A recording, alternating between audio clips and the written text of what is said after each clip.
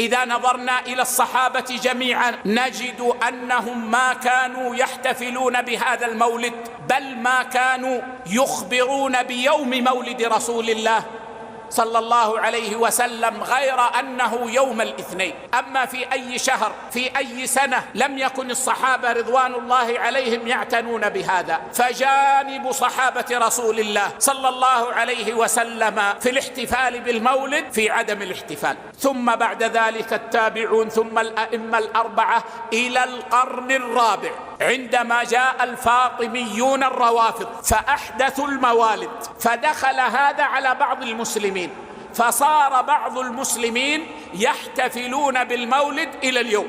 ومن أسف أن احتفال المسلمين بالمولد اليوم أقبح من احتفال من كان قبلهم. اليوم يدخلون الموسيقى في المساجد في يوم المولد، ويتغنون بالقصائد الشركية على أنغام الموسيقى، ظلمات بعضها فوق بعض.